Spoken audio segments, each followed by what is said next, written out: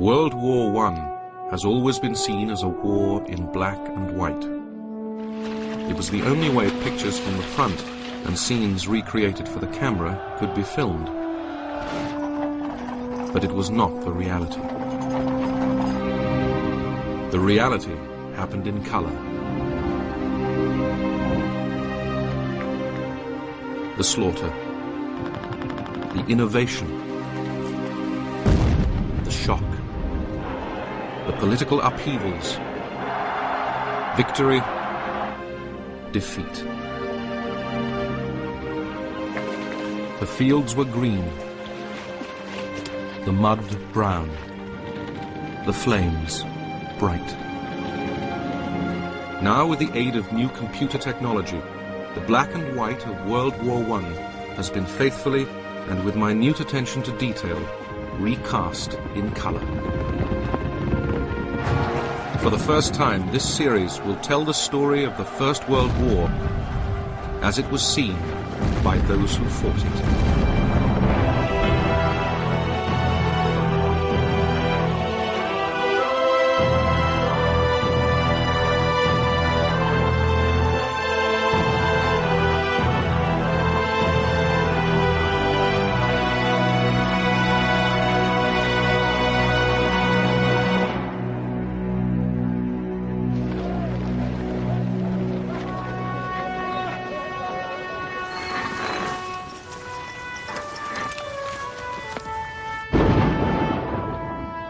World War I was war on a scale never known or imagined before. Between 1914 and 1918, some 65 million men took up arms. 10 million died in battle. 20 million were irretrievably wounded in their minds or their bodies.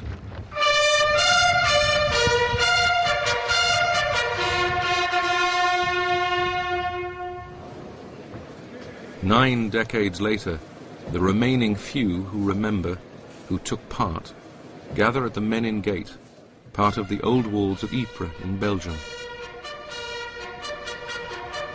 They survived. They have never forgotten those who did not. Many of the men who suffered the worst of the dangers and hardships and terrible experiences, they never got home, did they? Their bones are still on the battlefields in many cases. In this war, the millions who died were statistics to be recorded by future historians. What mattered were your friends, the men around you, the men just along in the trench, the men of your gun crew. The 5 of us were a little group together, and that's what worried me most when 3, 4 and 5 were killed. All I can remember is their nicknames: Maudie, Allen, Jack and Jill. That's all I can remember. I wish I could. World War I was truly a world war, fought from the shores of America to the shores of Asia. It was a clash of great empires which destroyed the old and ushered in the new. Dynasties were shattered, a royal family murdered and replaced by revolutionary terror.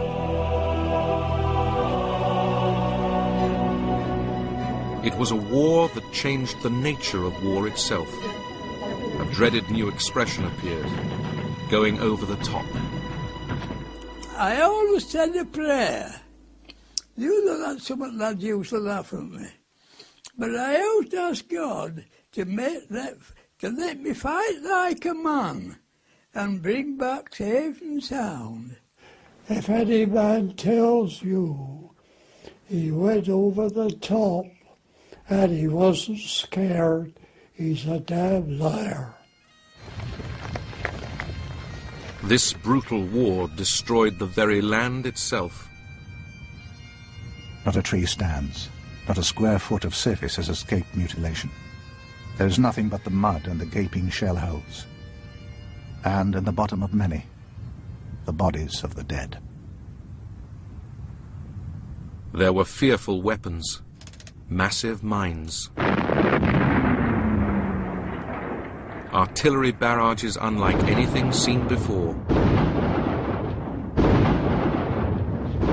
I marvel myself sometimes how human nerves can stand the strain of our existence.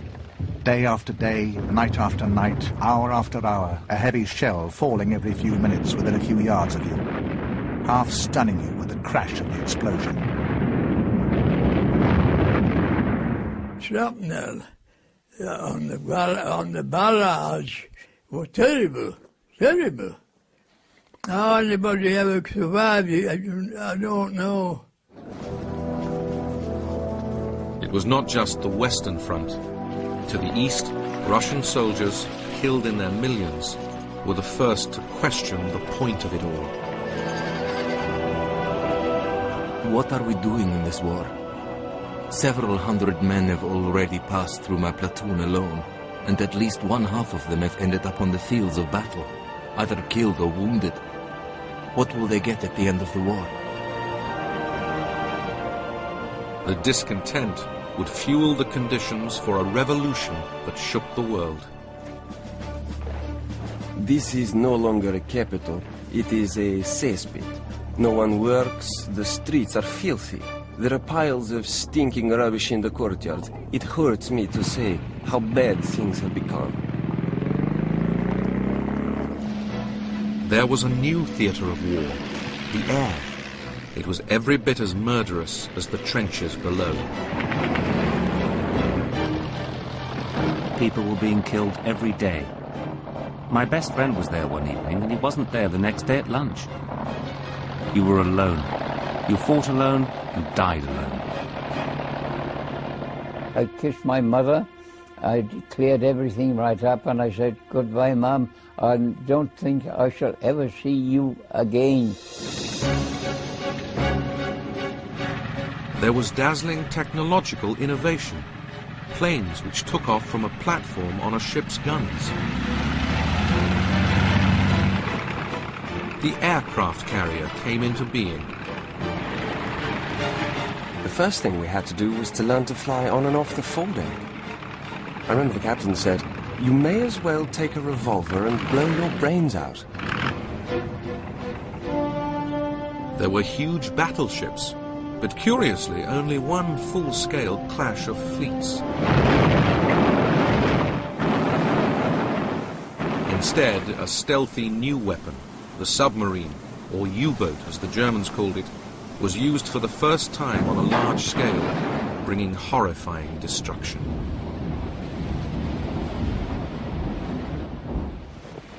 Above all, it was the cost in human life that remains so staggering. And it's the names of the battlefields that have stuck in the memory. Ypres, Verdun, the Somme, Passchendaele. Those who fought in these places witnessed suffering like no other before. We came across this Cornish man. He was ripped from his shoulder to his waist with shrapnel. His inside was on the ground at the side of him in a pool of blood. And as we got to him, he said, "Shoot me." Before we could shoot him, 30 seconds, he was dead. And the last word he uttered was "mother." And that haunted me all my life, mother. Finally, in November 1918, on the 11th minute of the 11th hour of the 11th month, the guns fell silent. Everything stopped, and there was what I can only call as a deadly hush over everything. And we all stopped, looked at one another, because we suddenly realized that we had no objective, nothing whatever to look forward to do. By the end, human beings had undergone the most devastating experience in history, and within it, one individual decision could change a life. As that German came towards me, and I can't kill him, I mustn't kill him. I can remember when I joined the army, I swore I would serve my king and country. And by some means or another, it flashed in my mind when Moses came down off Mount Sinai, the sixth commandment he brought down, thou shalt not kill. And I can't kill him. I had about 5 seconds to make my mind up. I shot him above the ankle and above the knee. I brought him down. I didn't kill him. They shall grow not old as we that are left grow old. Age shall not weary them, nor the years condemn. At the going down of the sun, and in the morning, we will remember them. And I very often wonder whether the sacrifices that we made are worthwhile. That is, have the years condemned us? How did it ever come to this? A global war of millions, and yet its beginnings seemed just a pinprick. An assassin's bullet in a faraway place, which would change the world.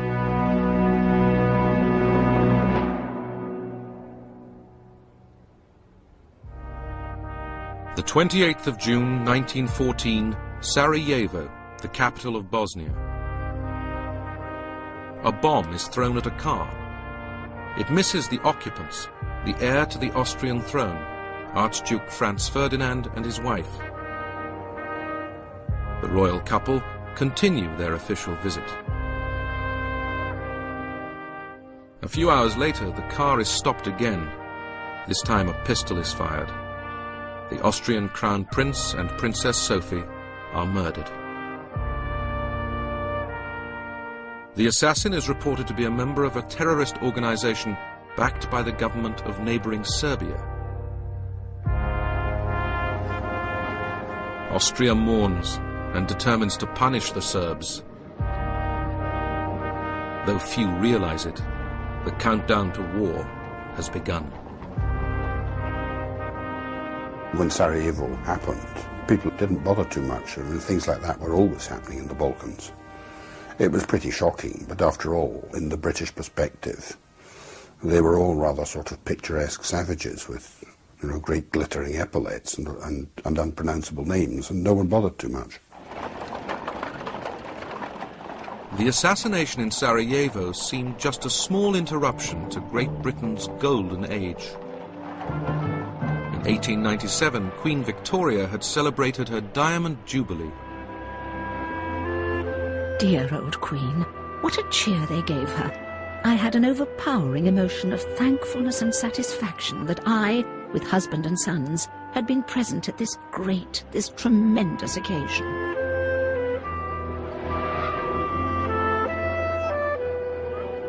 Victoria's empire covered 1/6 of the world.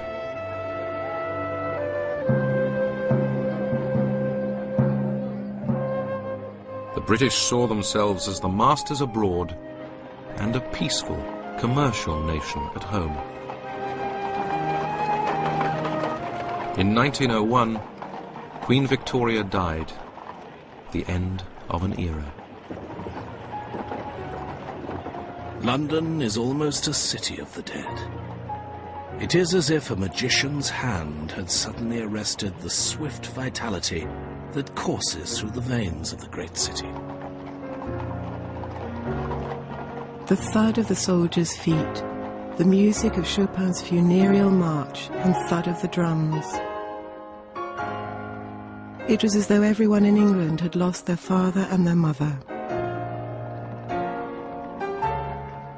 But British supremacy still seemed assured. Only one apparently small threat loomed over the Pax Britannica: Germany.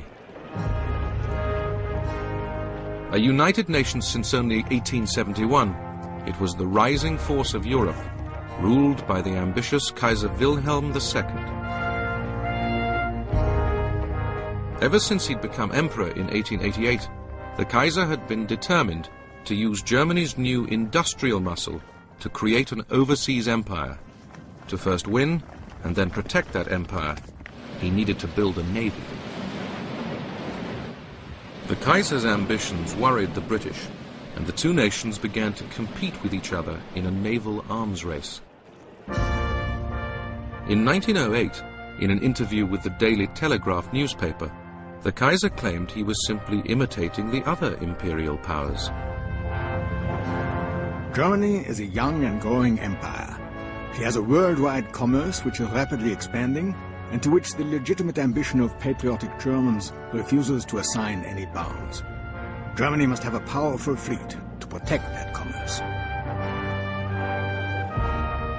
Germany's emergence had reshaped the European map. Germany formed an alliance with the much older empire of Austria-Hungary. Together, these central powers now dominated the heart of Europe.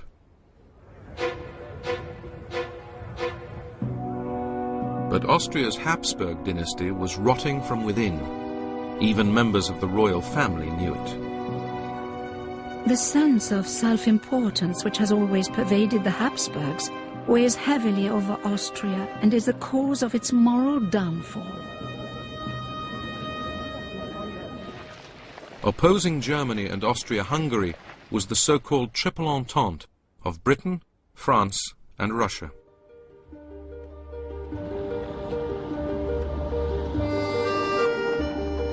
France had been racked by revolutions and defeated by the Prussians in the War of 1870. But Paris remained the most glamorous city on earth.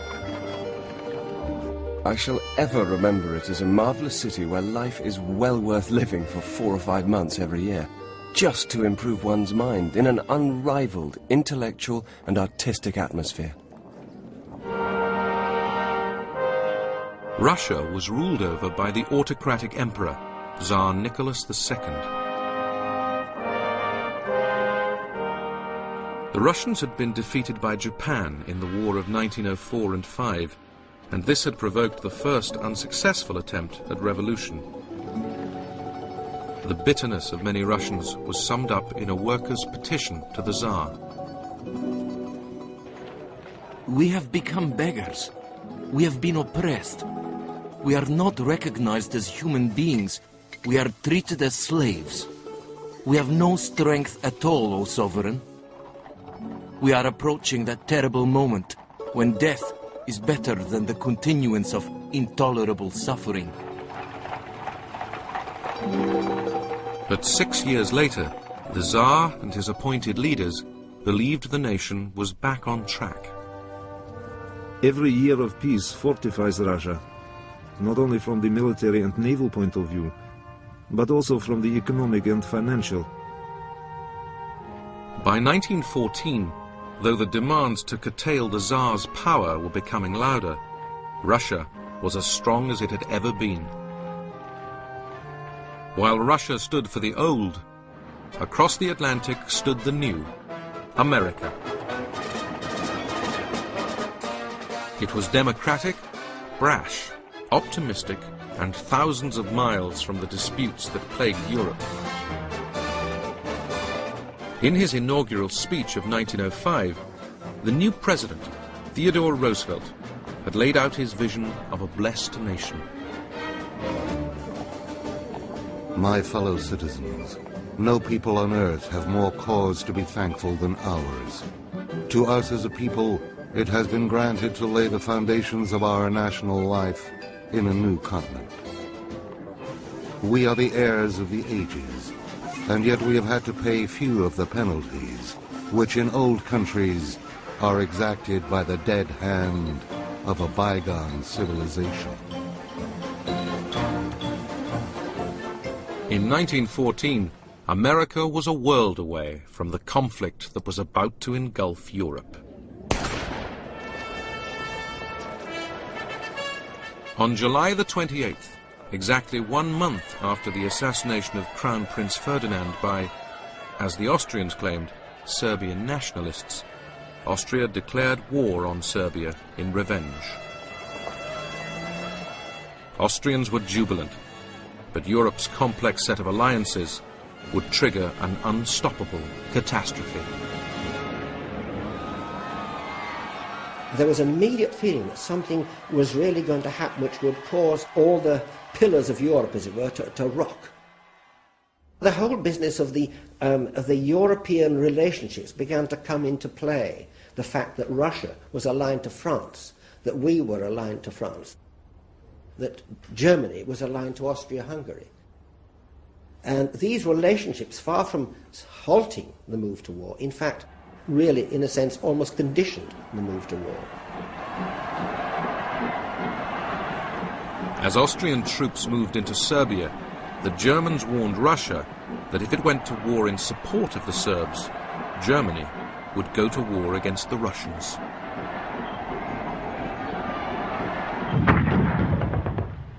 On the 30th of July, Austrian guns began to bombard the Serbian capital, Belgrade.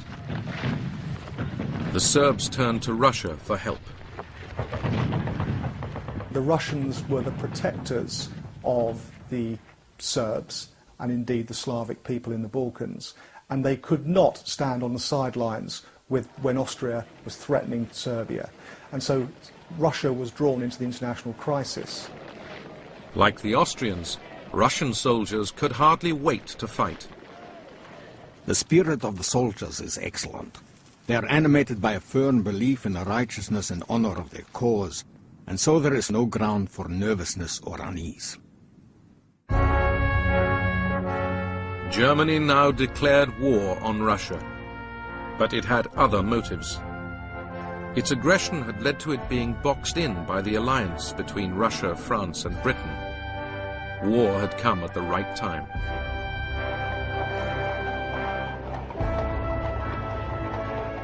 People began thinking of what might be ahead. On the streets, reservists could be seen everywhere. It seemed as if people were ready to fight the world at the drop of a hat. I wondered whether this outward show of martial spirit was like whistling in the dark or whether it was genuine. Nobody really could imagine what a real war would bring us. Provoked by Germany, France now mobilized its troops. The French commander-in-chief, Joseph Joffre, drilled his men into order. But some felt only confusion. War. Everyone knows it. Everyone says so. It would be madness not to believe it. War, the great European war. No, it can't be true.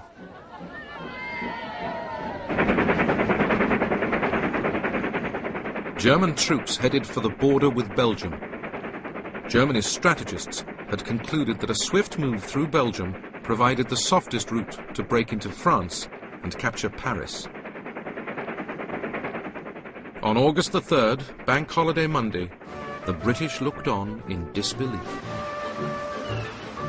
This morning at breakfast, we will protect her interests in the treaty at the end of the war.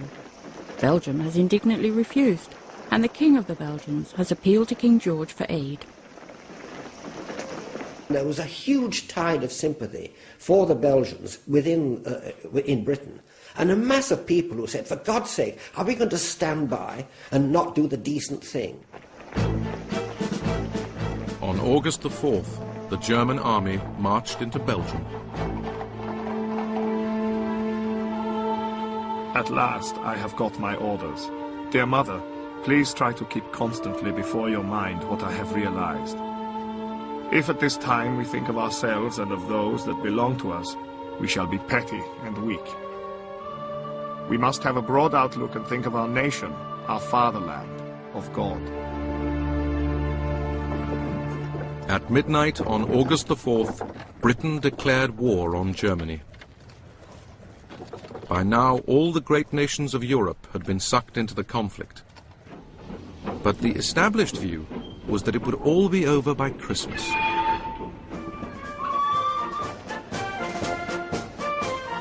The situation is absolutely unparalleled in the history of the world. It is estimated that when the war begins, 14 millions of men will be engaged in the conflict.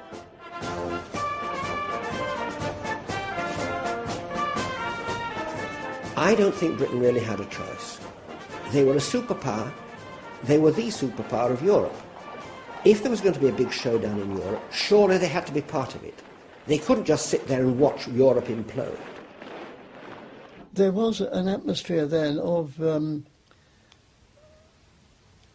almost jubilation. Now we're going to fight and do something useful. We didn't realise what war really involved. They were enemies with England, and that was always interesting to the boy of that age, and he was going to fight for England. The German army cut a swathe through Belgium. On August the 14th, the Germans entered the capital, Brussels. As civilians tried to resist, the German army took its revenge, in one instance executing 600 innocent Belgians. Some German soldiers began to fear what they had unleashed. To see those frightened men, women and children was a really terrible sight. By now the German soldier was frightened too, expecting to be shot from all sides. Ordinary Belgians had to flee. There are families of 7, 8 children walking along the road. The railway is their only hope. The youngsters don't understand. The others ask where they will be taken. It's an indescribable mess. As the Germans marched on, Britain was about to fight its first major European war for 99 years.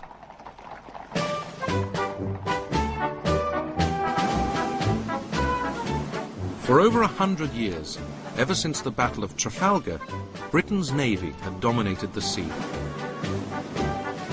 In July 1914, it lined up at Spithead off the Isle of Wight for review by King George V.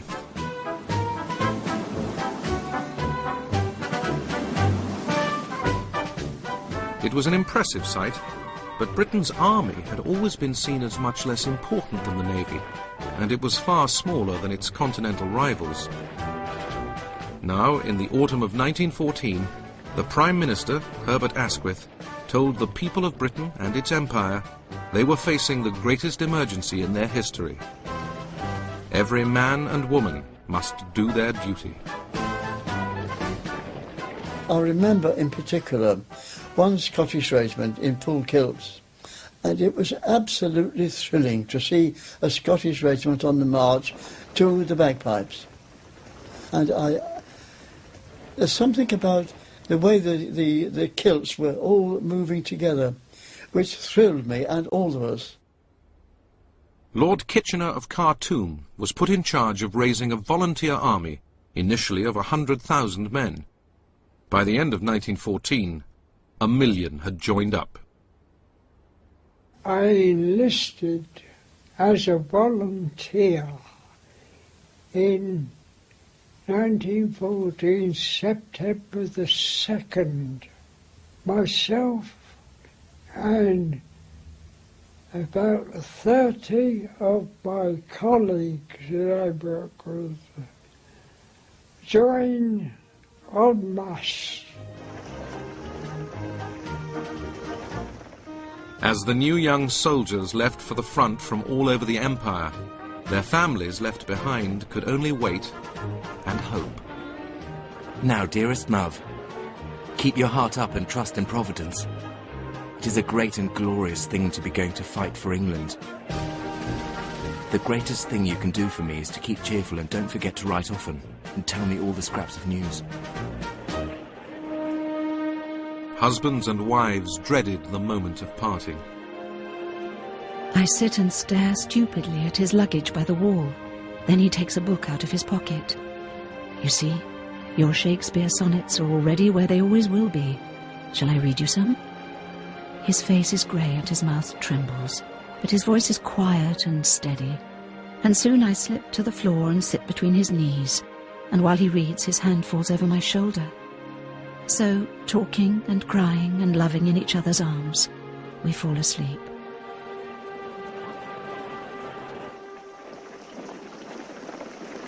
The British Expeditionary Force was sent to Belgium to block the advancing German army. On the 23rd of August, it literally collided with the Germans at the town of Mons. Their first day of action astonished them. They crumpled up, mown down as quickly as I tell it. Their reinforcing waves coming on bravely and steadily to fall over as they reached the front line of slain and wounded. Our rapid fire was so appalling even to us. Such tactics amazed us. And after the first shock of seeing men slowly and helplessly falling down as they were hit, gave us a great sense of power and of pleasure. It was all so easy.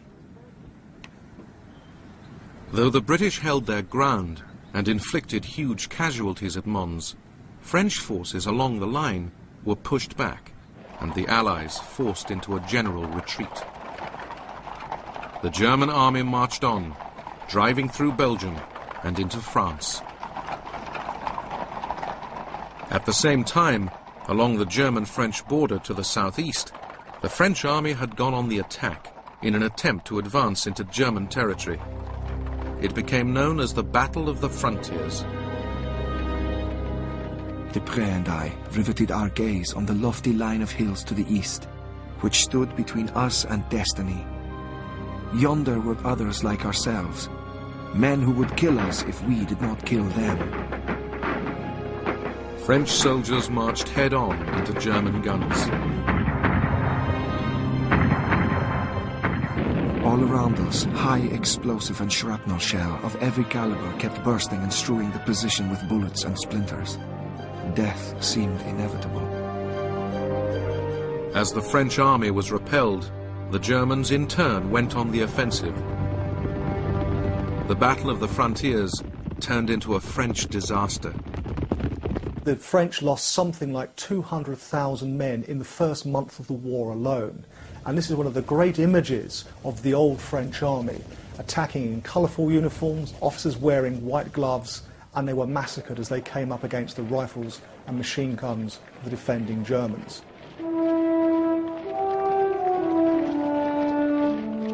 As thousands of French were led into captivity, German soldiers swiftly advanced deeper and deeper into France. Paris was in their sights. By early September, they were crossing the River Marne, just 30 miles east of the French capital. The French commander-in-chief, General Joffre, received a desperate appeal from the military governor of Paris, General Gallieni. Our artillery is old-fashioned. Ammunition is lacking. The troops are insufficient and poor in quality. Our capacity for resistance is small.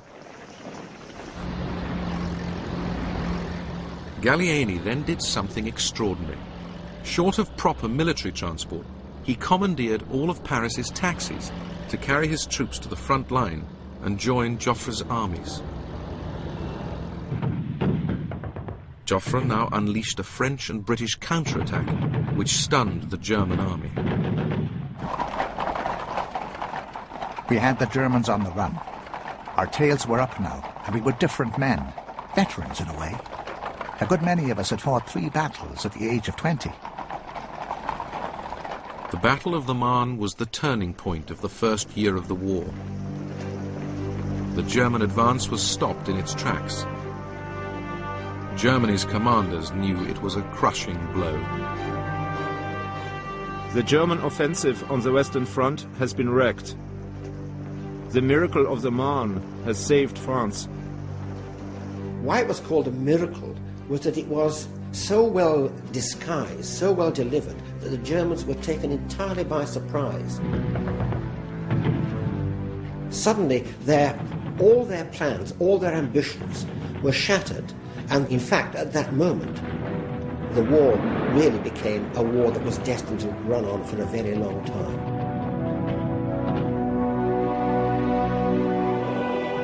At the same time, on the Eastern Front, on the other side of Germany, these first weeks of the war had seen fast-moving waves of attack and counterattack involving Germany, its ally Austria. It had begun with the Austrian invasion of Serbia, which had triggered the outbreak of war in the first place. It had not been the smooth operation the Austrians had hoped for. The Austrians, when they invaded Serbia, were full of a mood of, let's punish these wretched Balkan monkeys and we'll show them what the army of a great power is worth. And they forgot that the Balkan monkeys had been fighting for quite a time and were much more experienced than the poor old Austrians were. They hadn't really fought a war at all since a very little one in Bosnia a generation before. So they maneuver rather pretentiously when they attack Serbia and got very bloody noses.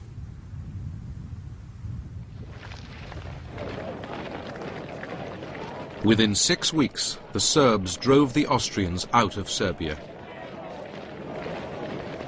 At this time, the other half of Austria's army was also in action, engaged in a savage fight with Austria and Germany's far more significant enemy, Russia. When war broke out, the Russian army was the strongest regular force in Europe, with nearly 1.5 million troops. But despite the modern-looking armoured cars proudly displayed by the Tsar's commanders, his army was cumbersome. One British observer wrote that it seemed rather like a heavyweight, muscle-bound prize fighter who, because of his enormous bulk, lacked activity and quickness, and would therefore be at the mercy of a lighter but more wiry and intelligent opponent. But the Russian army surprised everyone by quickly advancing 150 miles into Austria, to the shock of Austrian soldiers. We were thunderstruck that the Russians had penetrated so deeply, but the despondency which followed this startling revelation was quickly replaced by the intense excitement of meeting the enemy so soon. Fritz Kreisler quickly saw action. A man about 20 yards to the right of my company leapt into the air with an agonizing cry and fell in a heap, mortally wounded. Then I suddenly felt a gust of cold wind strike my cheek as a big shell fragment came howling through the air, plowing the ground viciously as it struck. We lay on the ground, panting and exhausted, my heart almost bursting with exertion. In the face of the Russian onslaught, the Austrians lost 350,000, dead, wounded, or taken prisoner. At the same time, to the north, the Russians were also invading eastern Germany. The German commanders, Generals Hindenburg and Ludendorff, gathered their forces to resist the Russian advance. On August the 26th, the Russian and German armies collided at what would become known as the Battle of Tannenberg. An English eyewitness described the unprecedented scale of the fighting. The front of this terrific battle was very extensive, and the Russians claimed to have 3 million men in action. Close fighting is more often and more extensively resorted to than ever it has been previously, even in the open field. Tannenberg was a famous victory for Germany. Its commanders celebrated. One of the most brilliant battles in the history of the world had been fought. The battle was a glorious triumph for every officer and man, and the whole country. Germany and Austria-Hungary rejoiced. The world was silent.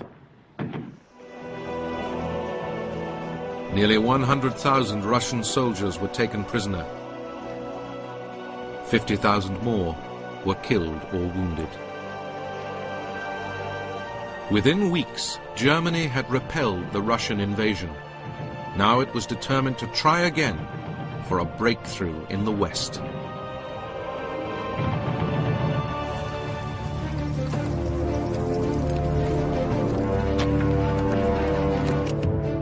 On October the 19th, 1914, the Germans attacked British and French forces at at the town of Ypres in Belgium. The First Battle of Ypres was in many ways the defining moment of the conflict on the Western Front in 1914. It was the last spasm of mobile warfare, the last real opportunity for the Germans to break through. A great grey mass of humanity was charging, running for all God would let them, straight onto us, not 50 yards off. One saw a great mass of Germans quiver. I have never shot so much in such a short time. The 3 weeks of this first Battle of Ypres brought a new and awful scale of slaughter. On our front, we appear to have lost thousands, killed, wounded or captured. And what have we to show for it? One trench. What a waste of life. Not only life, but young life. Ypres defined the war on the Western Front for the next 3.5 years. A stalemate, fought from trenches and dominated by death and discomfort. At that particular time, there was no drainage system in the trenches, so that most of the time the trenches were knee-deep up to your thighs, slapping about in water and mud. The trenches begin to look gloomy now, with the dripping of rain and darkness coming on. Mice scuttle over the path as I go to my rounds, and a rat pops over a sandbag on top of a parapet. Work begins again at stand down. There are more sentries, a party for water, a working party to improve the parapet and wire, and so on.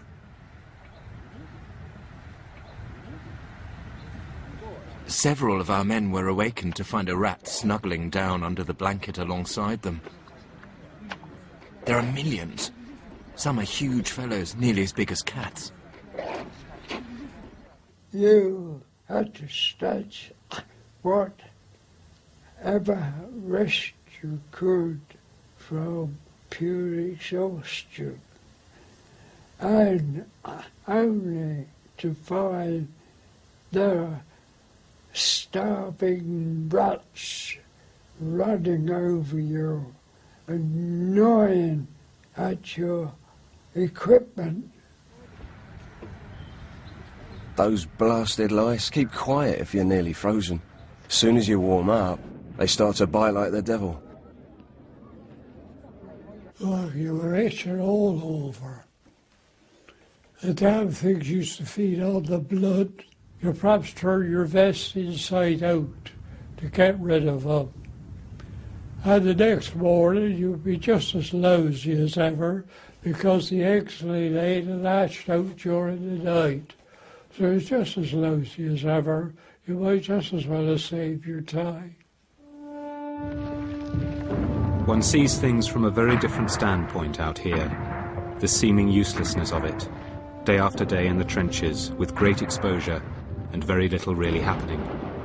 Of course, occasional bombardments, and it is wonderful what men can put up with. There is little sleep for the officer. There is a continual round of duty, continually on the watch for any signs of attack. As autumn 1914 turned to winter, to the men on the front line, the early promises of a quick war had all but faded. You don't know how boring and nerve-wracking this trench business is, and how long off the end of the war seems. It would appear that it has to go on until the Germans are quite exhausted, which might take some little time. Well, Flume, this is a dreadful war. And now they've started using grenades and bombs with great frequency. It's a little worse than before. Some of the lines are only 25 yards apart and are full of water and mud. It's awfully cold and wet too. And I'm sure that none of the 10 million or so combatants would mind if peace were declared tomorrow. At Christmas 1914, such thoughts of peace led to one of the most remarkable incidents of the war. In some parts of the line, soldiers on each side put down their guns and met in no man's land.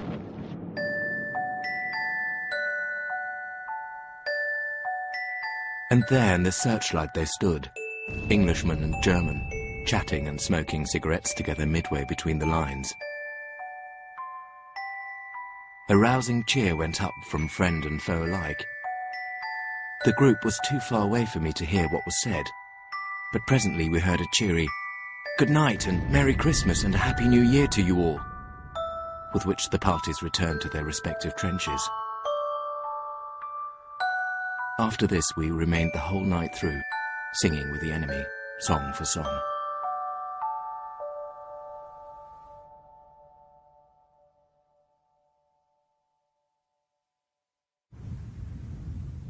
Both sides' high commands would ensure that such fraternizing never happened again.